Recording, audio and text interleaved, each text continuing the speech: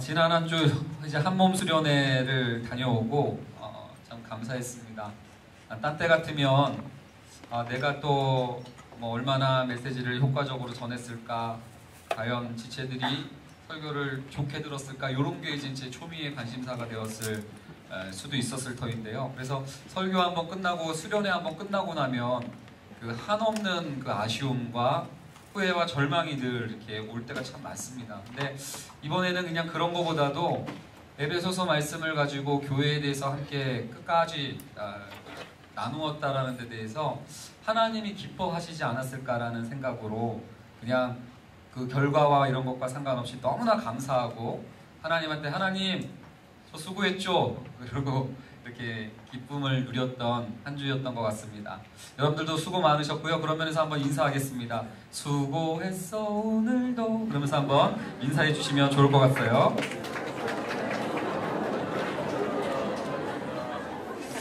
교회에 대해서 냉소적이고 기대도 하지 않는 세대에서 에베소서를 통해 교회를 교회되게, 교회를 교회답게 하는 꿈을 회복하자라는 수련회를 가졌습니다. 아까 이렇게 예배 시작 전에 영상을 보니까 제가 참 설교를 건들거리면서 하네요. 제가 참 이거 어떡하죠? 근데 그 포스트잇 보니까 참 너무 귀한 그 비포와 애프터의 이 말들이 많이 있어가지고요. 참 감사했던 것 같습니다. 특별히 내 속에 있었던 조그마한 주님이었는데 오히려 크신 주님 안에 있는 나, 이러한 생각의 중심의 이동, 그죠? 커뮤니티가 아니라 가족으로서의 이 교회 공동체, 좀 이러한 어떤 교회에 대한 관점의 전환이 우리 공동체에서 나타났기를 굉장히 원하는 것이죠. 어떤 면에서 에베소서는요, 교회를 그리스도의 몸이라고 얘기했습니다. 예수님과 한몸된 공동체. 그래서 제가 그런 얘기 했지 않습니까? 샴 쌍둥이 얘기하면서 머리가 두 개인 쌍둥이를 한 사람인지 두 사람인지 알아보는 방법은 뜨거운 물을 한쪽에 뿌려보는 거라고 그랬습니다. 그래서 한 몸일 경우는 둘 다 아파하는 거죠. 어떤 면에서 주님이 교회와 한 몸 되었다라는 것은 여러분들의 지금 형편이 어떻든지, 여러분들의 사정이 어떠하든지, 여러분들의 속내가 어떠하든지 주님도 알고 계시고, 그리고 주님도 함께 아파하고 함께 웃고 계시다라는 그 메시지인 줄로 믿습니다. 그로 인해서 몸된 교회로서 여러분들 그 주님의 위로를 누리시는 이 가을이 되셨으면 좋겠습니다. 이번에 좀 안 건들거리고 이런 표정 해봤는데 괜찮았어요? 뿐만 아니라 저는 에베소서에서 이번에 2장 10절에 나와 있는 교회를 하나님의 작품이라고 이 명명한 이 구절이 굉장히 저에게는 많이 와닿았습니다. 왜냐하면 오늘날에는 교회를 상품으로 취급하는 성도들이 너무나 많거든요. 상품은 여러 개죠. 그리고 비교하고 경쟁합니다. 마치 교회를 여러 개 가운데 좋은 교회를 비교하고 따져보고, 그래서 내 취향과 욕망에 맞는 교회를 선택하는 방식, 이건 여러분들 상품으로서의 교회입니다. 성경이 이야기했던 교회는 작품으로서의 교회죠. 하나의 교회, 하나님이 빚어내신 교회. 그렇기 때문에 작품의 결정적인 차이는 뭔가요? 내 욕망과 성향의 문제가 아니라 작가의 심정과 의도와 뜻이 어떠한가를 살펴보는 것이라고 얘기를 했습니다. 저는 여러분들 교회를 평가할 때 우리가 우리의 성향과 욕망의 문제로서 교회를 판단하고 평가하는 게 아니라 이 교회를 향하신 하나님의 의도와 뜻과 생각을 헤아릴 수 있는 우리들이 되어서 정말로 그 작품의 영광을, 작품의 묵직한 감동을 누리시게 되는 우리 조이스 청년들이 되시기를 주님의 이름으로 축원드리는 바입니다. 괜찮았어요? 네. 여러분들 그런 면에서 또 2장에서는 또 한 세 사람이다라는 얘기를 했죠. 이방인과 유대인이 하나 되는 거, 원수된 모든 탐들이 그리스도의 십자가의 은혜 앞에 다 허물어지는 거, 내가 얼마나 큰 죄인인 줄을 알기 때문에 사람을 차별하지 아니하고 우리에게 베풀어준 영광이 얼마나 풍성한지를 알기 때문에 서로를 존중할 수 있는 힘이 생기는 곳, 그것이 교회입니다. 그런 면에서 조이스에 있는 여러 가지 원수된 것들, 미모의 원수된 것들, 나이의 원수된 것들, 스펙의 원수된 담들이 있다면 다 허물어뜨려질 줄로 믿습니다. 자, 아멘을 한 명밖에 안 해요. 자, 다시 한번요. 모든 우리 간의 서로 간의 관계의 담벼락들이 다 주 예수 그리스도의 이름으로 무너질지어다. 네. 그래서 우리는 이제는 그런 하나됨을 풍성하게 누리는 교회가 되기를 기도했으면 좋겠어요. 그럼에도 불구하고 여전히 커뮤니티로 생각할 수 있을지 모르겠습니다만은 교회는 하나님의 권속입니다. 하나님의 가족이라는 것은 다른 의미가 아니에요. 여러분 뭐 가족이고 그렇게 솔직히 막 따뜻하고 그렇지도 않아요. 제 가족 보면. 가족의 결정적인 차이는 따뜻하냐 마느냐의 문제가 아니라 함께 오래 있는 겁니다. 이벤트가 아니어도 뭔가 나한테 유익이 주는 시간이 아니어도 그냥 있는 게 가족인 줄로 믿어요. 그래서 우리 조이스 지체들 여러분들 좀 우리가 그냥 피상적으로 얄팍하게 그냥 모였다 이합집산하는 그러한 커뮤니티가 아니라 정말로 좀 나한테 유익이 안 떨어져도 또 그렇다고 또 어떤 이벤트가 없다 해도 좀 모이기에 힘쓰는 여러분들 되셨으면 좋겠어요. 그래서 다음 주 청년주일 때 군고구마 먹으러 오세요. 그리고 드림센터도 많이 놀러 오시고 그다음에 여러분들 간의 관계도 마찬가지입니다. 뭐 청년 실업 뭐 어쩌고 저쩌고 그러고 뭐 노후 대책 뭐 재테크 어떻게 말들 많이 하는데요. 최고의 재테크는 저는 사람이라고 믿어요. 우리 조이스 관계가 평생을 책임져 줄 수 있는 관계가 될 수는 없을까요? 없다고요? 여러분들 좀 그러한 관계로 여러분들 서로를 이렇게 평생을 책임져 줄 수 있어서 다른 보험이 아니라 우리가 보험이 되면 어떨까요? 누가 아프면 우리가 보험 역할을 해주고 별로 싫어하시는 것 같은데. 자, 어떤 면에서 에베소서에서 교회를 계속 이런 식으로 설명을 했죠. 또 성령의 전이다, 함께 지어져 간다, 함께 자라가는 공동체, 그리고 그리스도의 비밀이다.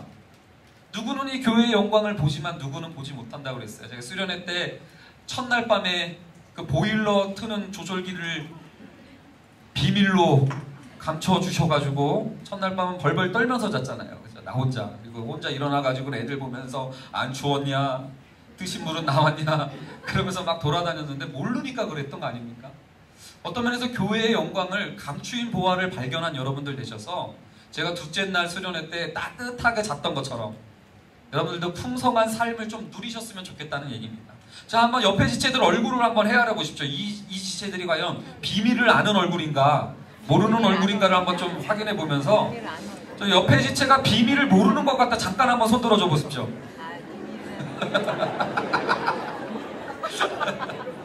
예, 손을 많이 안 드시는 거 보니까 그 비밀을 알아가고 있는 것 같습니다. 그러나 무엇보다도 마지막으로 전신갑주 했을 때는 교회를 병원으로서 보는 성도들이 많다고 했는데 그래서 내가 얼마나 치유받냐 이곳에서 그래서 병원으로 보고 그래서 점점 나아지고 문제가 없어져야 된다라고 생각하는 지체들이 많은데 교회는 병원이 아닙니다. 교회는 병영이죠. 오히려 좋은 병영일수록 전투는 더 치열해질 수밖에 없습니다. 그리고 또 병원에서는 뭐예요? 관계가 어려워지면 병원을 옮기든지 1인실 병동으로 들어가려고 할 것입니다. 고립되려고 그러고 남들과 관계를 꺼려 하겠지만 병영으로서의 공동체는 여러분들 전쟁터에는 내 옆에 지체가 나랑 성향이 다르고 나랑 어떤 출신이 다르고 배경이 다르다 할지라도 전쟁터에서 그 한 명은 우리 편 한 명은 나의 힘과 위로와 능력이 될 줄로 믿습니다. 그런 면에서 여러분들 교회에 대한 관점을 조율해 가면서 우리 조이스 공동체 정말 우리가 지지난주에 공동체에 날 때 교회를 교회되게 교회를 교회답게 만들자는 꿈을 선포했다면 그 꿈을 이제 우리 조이스 청년부가 만들어가는 그런 은혜가 있기를 원합니다. 그런 면에서 우리 옆에 지체와 다시 한번 이렇게 인사하겠습니다. 교회인 당신을 사랑합니다. 이렇게 한번 인사해 주시면 감사하겠습니다. 로마서를 이제는 다뤄요. 우리가 또 이제 수련회 때는 에베소서 다루다가 로마서로 다시 이제 오늘부터 건너오게 되는데요. 로마서 1장에서 7장은 복음에 대한 소개를 굉장히 얘기하죠. 1장부터 3장까지는 우리가 얼마나 소망이 없었는가, 우리의 상대적인 도덕성과 우리의 종교적인 열심조차도 하나님의 영광에 이를 수 없을 정도로 턱없이 부족했던 우리, 완전 허물과제로 죽었던 것처럼 정말로 하나님의 진노 아래 내버려 두심을 받을 수밖에 없었던 우리였다라는 것을 로마서 초반부에는 다루죠. 그러나 하나님이 그런 우리를 내버려 두지 아니하시고 예수 그리스도를 보내셔서 화목제물로 세우시고 이제 믿음으로 말미암아 의롭다함을 받는 방법, 하나님의 존전에 나갈 수 있는 은혜를 우리들에게 베풀어 주셨다라는 게 3장 21절부터 5장까지의 내용으로 소개가 되고 있습니다. 믿음이 뭔지를 4장에서 소개했고요. 5장에서는 의롭다함을 받은 자들이 받을 수 있는 특권이 뭐예요? 하나님과 화평을 누립니다. 그리고 은혜에 언제든지 들어갈 수 있는 은혜 자유이용권, 은혜에 들어감을 얻게 되고요. 환난 중에도 하나님의 영광을 바라보고 즐거워할 수 있는 특권이 우리에게 주어졌어요. 그러면서 로마서 5장 뒷부분에는 뭐라고 설명하냐면, 이러한 특권이 우리에게 주어진 까닭은 예수 그리스도가 우리를 대신해 주시고 우리의 대표가 되어 주시고 우리와 연합해 주셔서 우리에게 이 모든 복이 반드시 임할 수 있도록 그 사랑을 부어주셨다라는 것이 로마서 5장까지의 내용이었습니다. 여러분들 표정 보니까 처음 듣는 것 같은 표정이긴 한데, 여러분들 저는 분명히 그러한 얘기를 많이 나눴다고 저는 생각하고 있어요. 자, 그러나 6장부터 무슨 얘기냐면, 아니 이렇게 예수가 다 해주셨다면 우리 그럼 막 살아도 되겠네요. 우리가 그럼 정말로 거룩해질 수 있습니까? 내가 노력도 안 하는데, 내가 뭔가 내 힘도 하나도 들어가 있지 않다면 내 삶이 어떻게 그렇게 변화될 수 있습니까? 그건 막 살도록 하는 거 아닙니까? 라고 얘기했더니 6장에서 뭐라고 얘기합니까? 내 마음대로 살도록 하는 죄에 대해서도 우리가 죽은 거 아니냐. 예수가 십자가에 죽었을 때 우리는 이젠 자기중심성을 우리도 함께 죽었기에 막 살 수도 없는 존재가 되었다. 아니 그럼 뭡니까? 율법을 그러면 열심히 지키고 살면 되는 겁니까?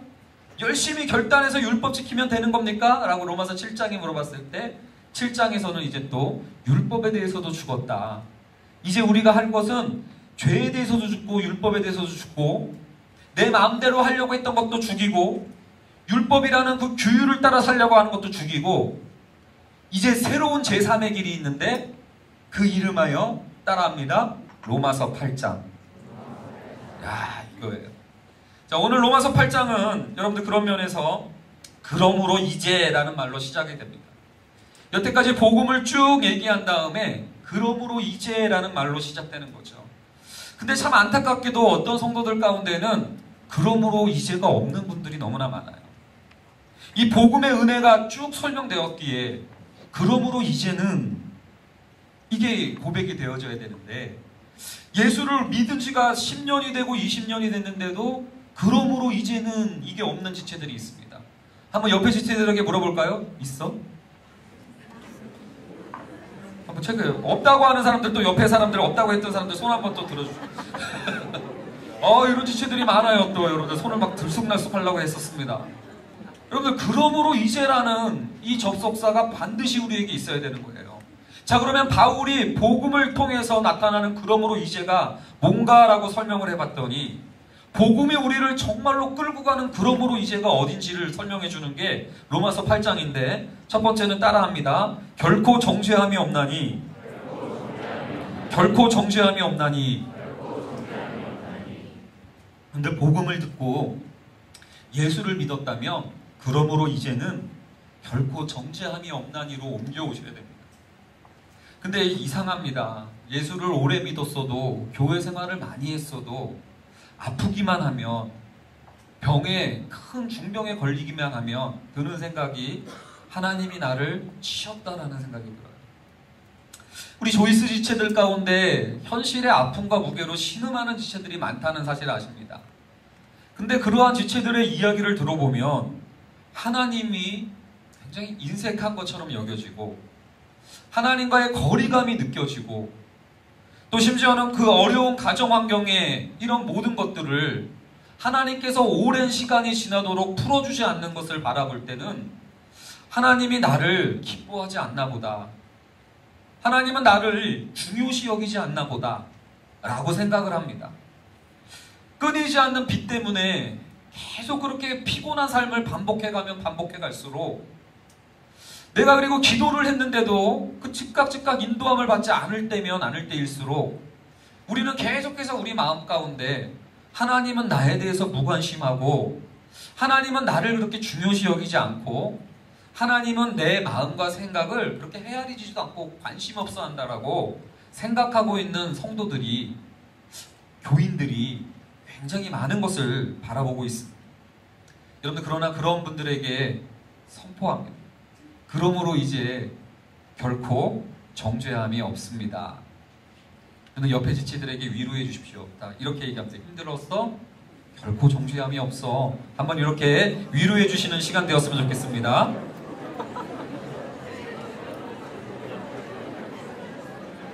근데요, 이 말씀을 여러분들 이렇게 이해하는 거예요.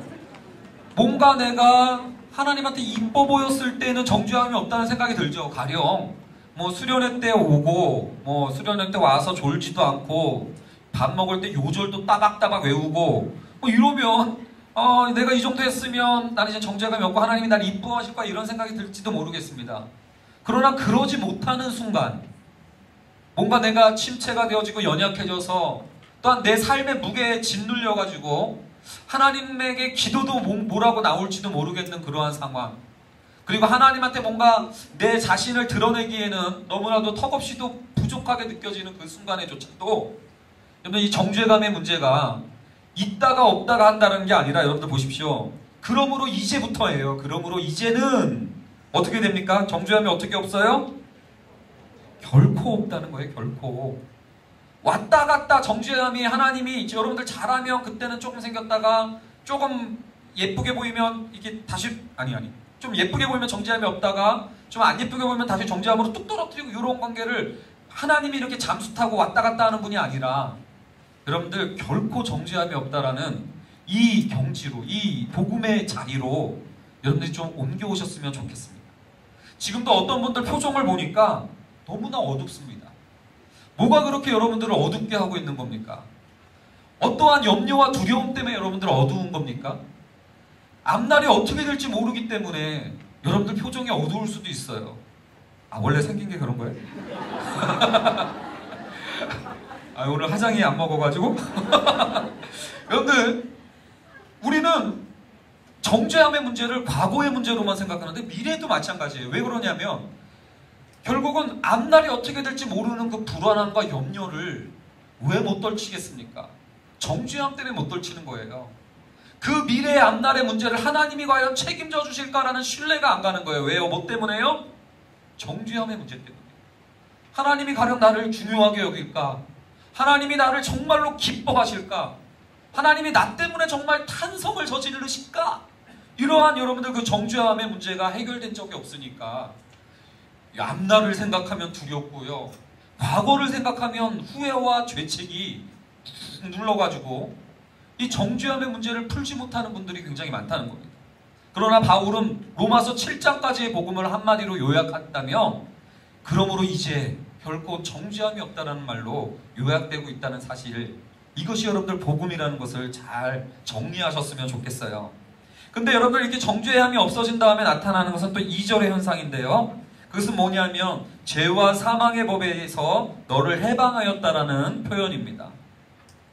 예수를 믿어서 정죄함에서 없어지긴 했는데 막 그 미량의 그 죄수처럼, 그 살인자처럼 자기가 자기 혼자 정죄함이 없고 주변 사람들은 다 상처를 주고 무너뜨리고 할 수 있는 교인들이 많을 수 있습니다. 그러나 복음은 여러분들 그게 참 복음이 아니에요. 진짜 복음은 여러분들 정죄함만 없을 뿐만 아니라 하나 더 여러분들을 이끌고 가는 지점이 있는데, 그건 바로 따라합니다. 여러분들, 죄와 사망의 법에서 너를 해방하였습니다. 늘 여러분들 어쩔 수 없이 죄 짓고 늘 사망에 통과하지 못해가지고 이게 전부인가 보다라고 생각하고 있다면, 여러분들 그러므로 이제 이거를 다시 한번 여러분들이 붙드는 시간이 되었으면 좋겠다는 거예요. 자, 근데 이렇게 얘기를 하니까 이 두 가지, 정죄함도 없고 죄와 사망의 법에서 해방되었느냐, 이 두 가지 문제를 물어보는데 답을 못하는 거예요. 많은 교인들이 왜 답을 못하나 했더니 여러분들 3절에 그 답이 나와 있습니다. 3절 말씀 한번 읽겠습니다. 시작.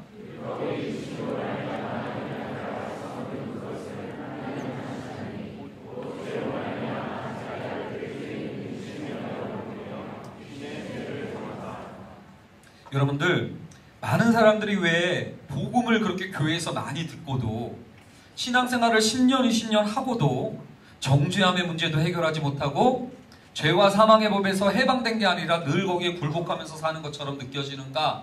3절을 여러분들이 잘 이해하셔야 된다는 거예요. 어떤 면에서 여러분들 이 말씀이 거짓이 아니었던 거였습니다.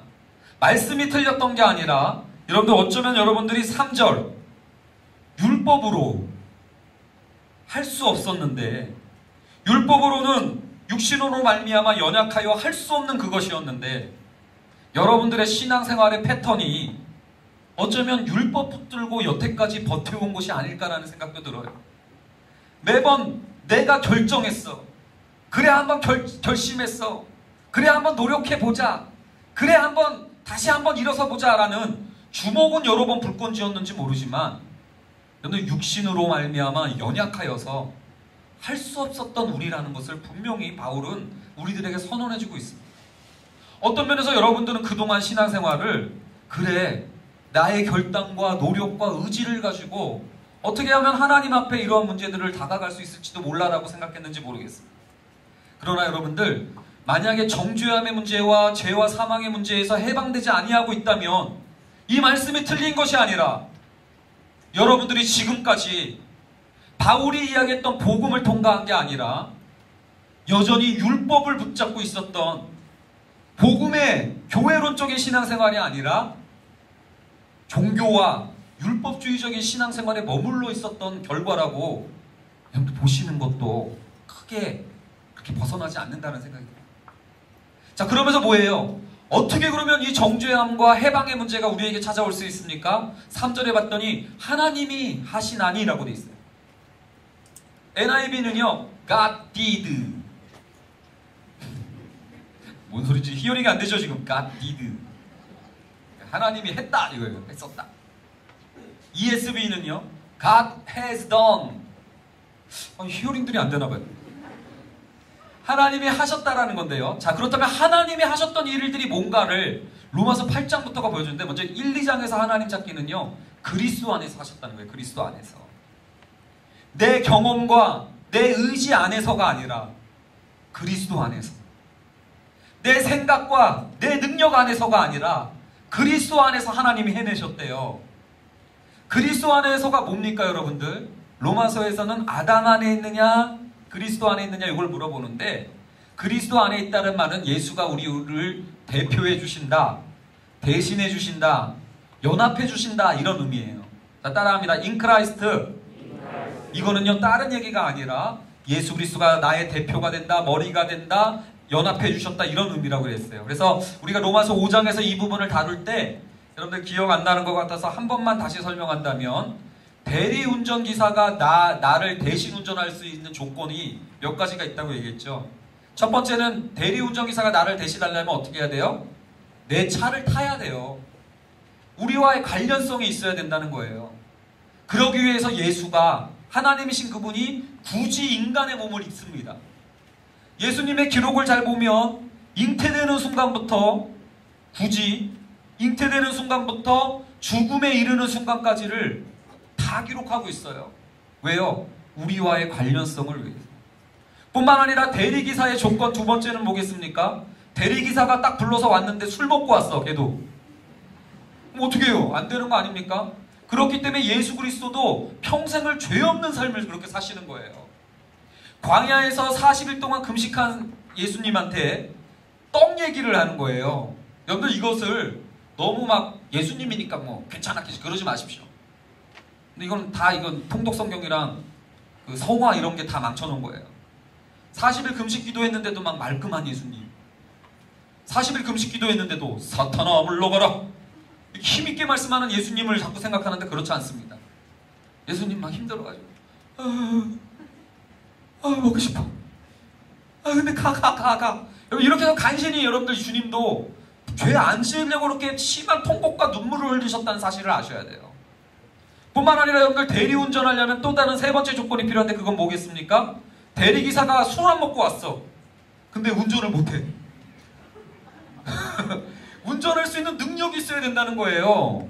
여러분, 그래서 예수님이 여러분들 우리를 대신하기 위해서 한 게 뭐예요? 평생 죽기까지 율법에 복종을 하시고 순종을 하셨다는 얘기예요. 율법의 요구를 이루시려고 그 일을 평생 하셨다. 이게 여러분들 예수 그리스도 안에서의 의미예요. 여러분들은 이 그리스도 안에서 그분의 대신해 주신 은혜를 믿습니까? 아니면 여전히 내 느낌 안에서, 여전히 내 경험 안에서, 여전히 내 체험 안에서 안 하다 몰라? 이러고 계신지요. 두 번째 여러분들 3절 4절은요. 하나님이 하셨대요. 뭘 하셨나 봤더니 첫 번째는 3절에 죄로 말미암아 자기 아들을 죄 있는 육신의 모양으로 보내셨대요. 예수 그리스도를 인간으로 보내셨다는 거예요. 대리기사라고 자꾸 얘기하니까 좀 그러신데 이 대리기사 역할을 하시러 예수님이 이렇게 된 게 하나님이 보내셨다는 거예요. 누구를 위해서? 우리를 위해서. 하나님이 보내셨을 뿐만 아니라 육신의 죄를 정하셨대요. 예수 그리스도를 우리를 대신해서 율법의 요구가 뭐였냐면 죄를 진 사람은 심판해라. 죄에 대해서는 처벌해라인데 예수 그리스도의 육신의 죄를 정해버리시고 우리의 모든 죄에 대한 처벌을 그분에게 쏟아부으셨다는 거죠. 뿐만 아니라 여러분들 4절 말씀 한번 읽어볼까요? 4절도 읽습니다. 시작.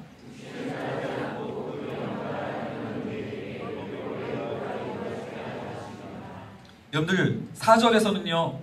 뿐만 아니라 율법의 죄만 사해주는 예수님을 십자가에서 못 박아놓아서 죄만 사해주는 것에서 하나님이 멈춘 게 아니라 율법의 요구, 또 다른 요구는 뭐냐면 끝까지 순종하는 겁니다. 온전한 순종.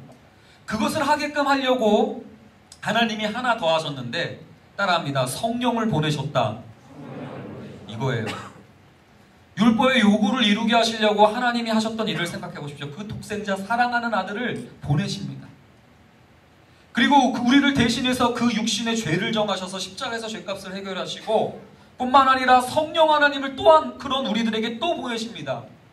그래서 율법의 온전한 순종, 율법의 온전한 순종은 다른 게 아니죠. 하나님을 진심으로 사랑하고 서로를 진심으로 사랑할 수 있는 사람이 되게끔 도우시려고 여러분들 성령 하나님을 보내시는 사람이에요. 제가 왜 가끔 자매님들한테 예수 믿는 형제랑 교제했으면 좋겠다라고 얘기를 하냐면 여러분들 사랑할 수 있도록 보내주신 하나님이 보내주신 성령이 있느냐 없느냐 이건 굉장히 큰 차이를 만들기 때문에 그래요.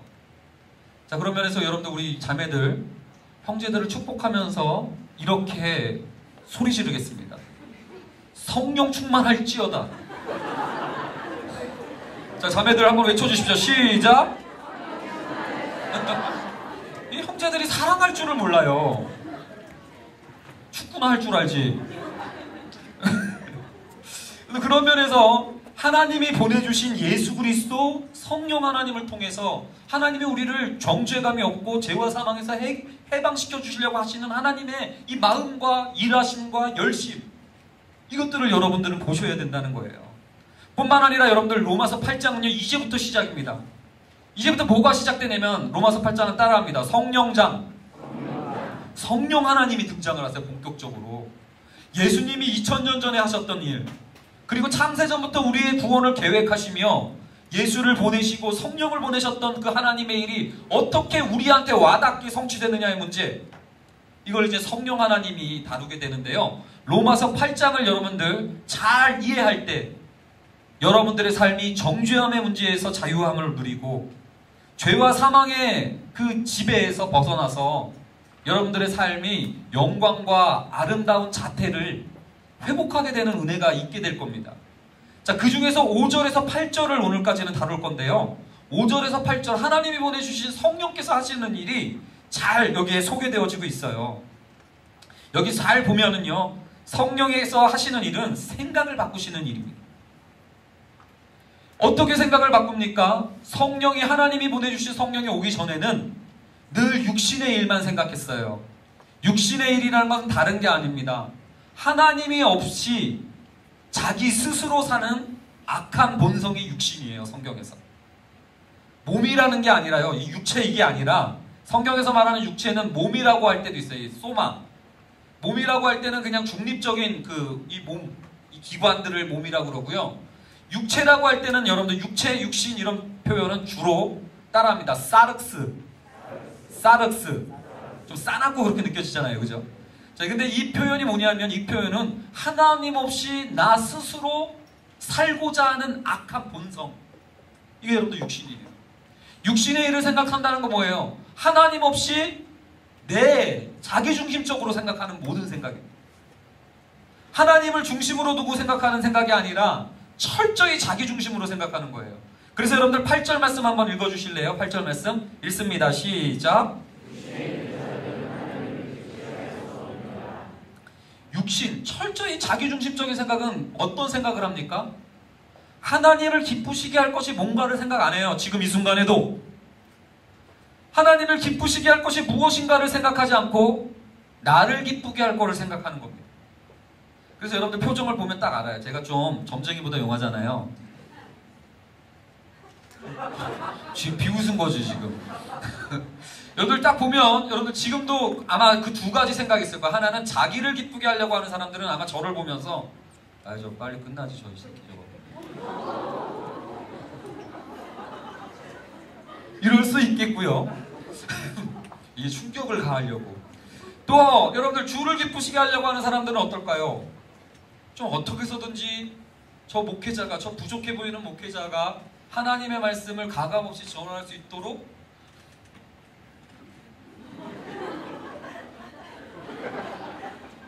이렇게 표정을 지어주지 않겠습니까? 이건 그냥 농담이고요. 여러분도 한번 생각해 보세요. 자기를 기쁘게 하는 것만 계속 생각하는 사람이 있어. 여기는 와다, 여기는 안 와다. 쟤는 나한테 내 성향에 맞아. 쟤는 내 취향이 아니야. 근데 이건 아까 제가 뭐라고 그랬어요? 에베소서에 얘기하면 상품으로서의 교회예요. 가짜 교회. 작품으로서의 교회는 뭐예요? 궁금해야 되지 않겠습니까? 여러분들 전시관 가가지고 미술 작품 딱 보면서 야, 이 고객의 작품 저 무슨 의도로 그렸을까? 막 궁금해하고 알아내려고 작품을 봐야지. 고객 작품, 피카소 작품 딱 보거든. 에이, 이거 되게 못 그렸네 그거. 하나도 안 와닿네. 이러고 다니면 쪽팔리다는 거죠. 근데 신앙생활도 마찬가지 아닐까요? 주의 뜻이 뭘까? 주를 기쁘시게 할 것에 대한 관심이 없어요. 그 생각을 못하는 사람들이 많다는 거예요. 이게 바로 뭐예요? 육신의 일을 생각하는 거예요. 그러다 보니까 여러분들 7절 말씀 보세요. 하나님을 기쁘게 할 생각을 안 하니까 하나님의 말씀은 하나님의 법에 굴복할 생각이 없어요. 왜? 하나님의 말씀에 굴복하고 싶은 마음도 없고 굴복할 수도 없대요. 왜요?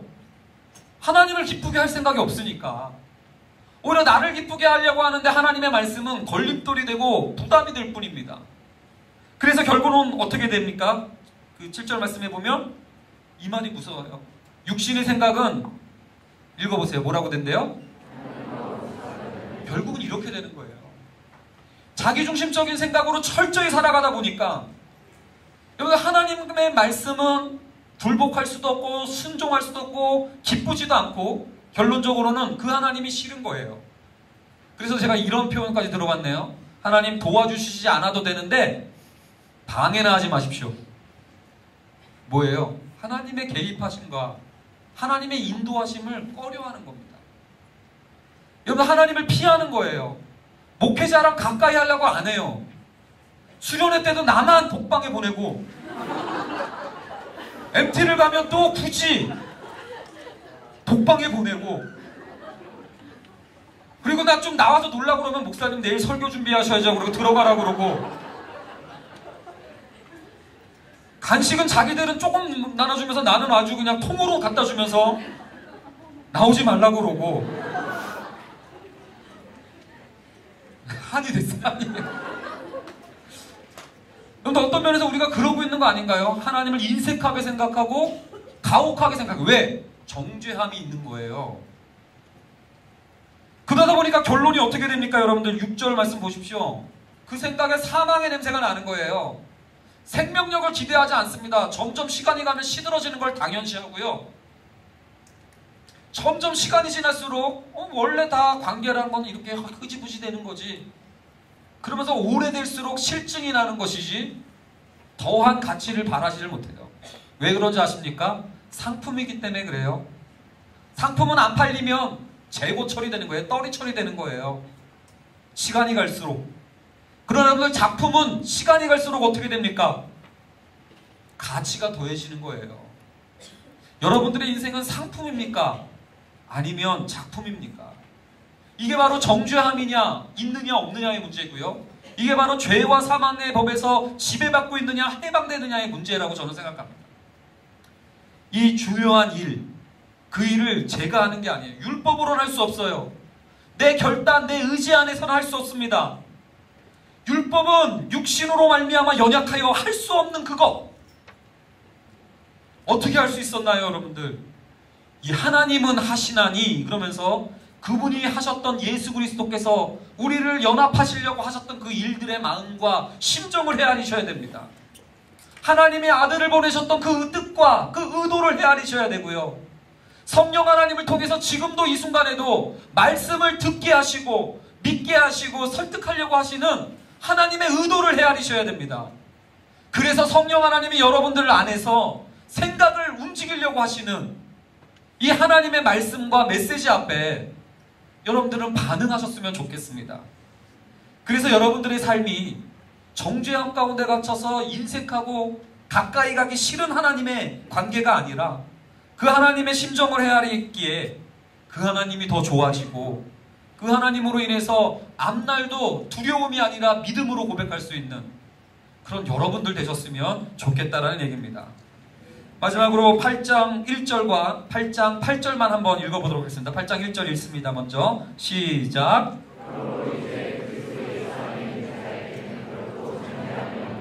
그리고 8절이요. 오늘 다룰 본문 맨 앞과 맨 끝이 있는데요. 뭐가 대조되고 있습니까?